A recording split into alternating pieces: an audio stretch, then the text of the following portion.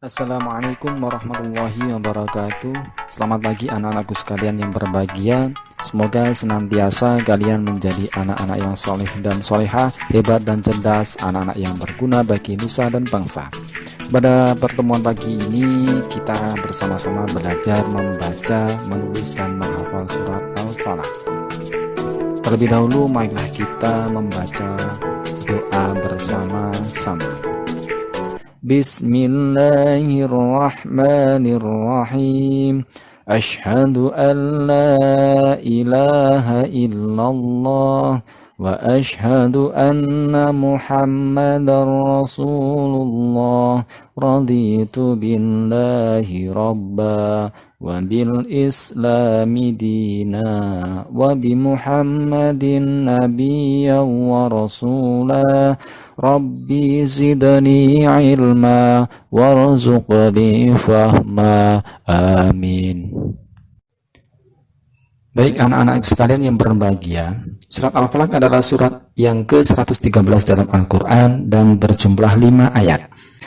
Al-Falaq mempunyai arti waktu subuh. Waktu subuh adalah waktu di mana banyak terjadi kejahatan-kejahatan, baik itu dari manusia maupun dari golongan jin. Sebelum kita belajar asbabun nuzul dan isi kandungan surat Al-Falaq, marilah kita terlebih dahulu belajar membaca surat Al-Falaq. Surah Al-Falaq. A'udzu billahi minasy syaithanir rajim. Bismillahirrahmanirrahim. Dengan menyebut nama Allah yang Maha Pemurah lagi Maha Penyayang. Qul a'udzu birabbil falaq. Katakanlah, aku berlindung kepada Tuhan yang menguasai subuh.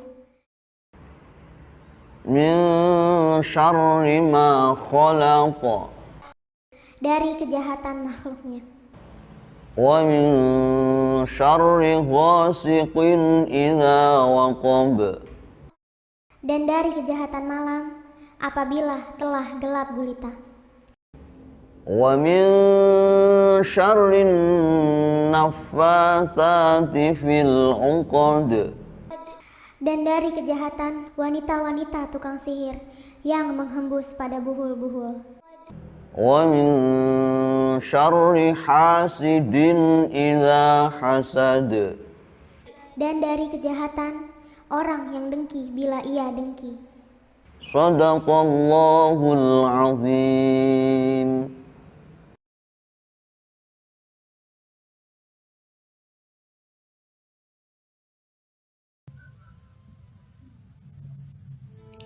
Diceritakan dalam hadis yang diriwayatkan oleh Abu Nu'aim dari Abi Ja'far Ar-Raza'i Ar-Rabai bin Anas dari Anas bin Malik dalam kitab Ad-Dalail. Suatu hari Rasulullah SAW menderita sakit yang sangat parah. Maka Allah Ta'ala mengutus 2 malaikat untuk menjenguk beliau.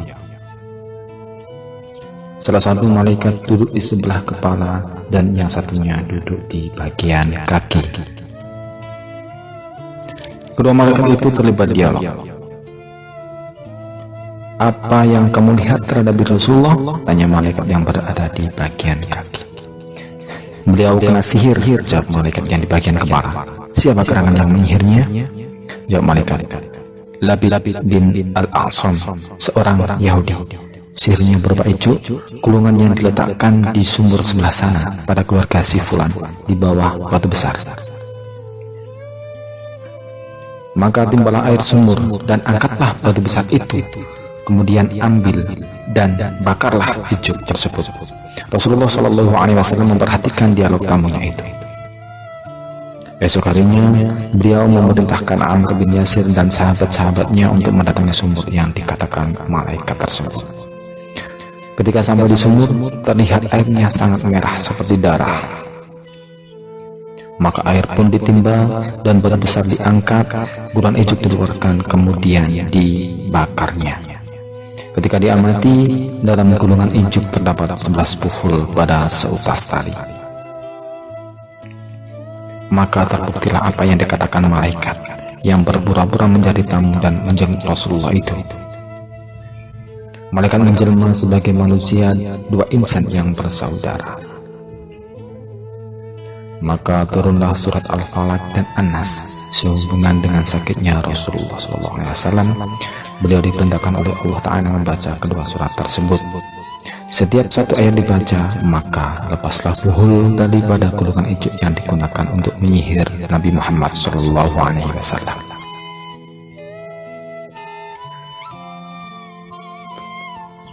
Maka begitu beliau selesai membaca, badan pun sehat kembali.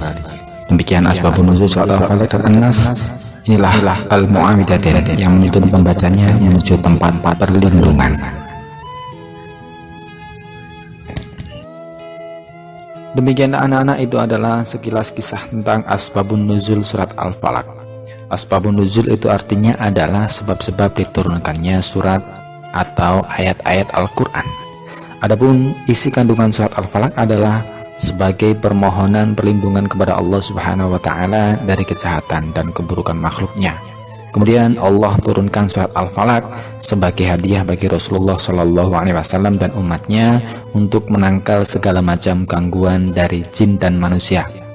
Maka dari itu kita dianjurkan untuk selalu membaca surat Al-Falaq ketika malam tiba ataupun di waktu yang gelap gulita.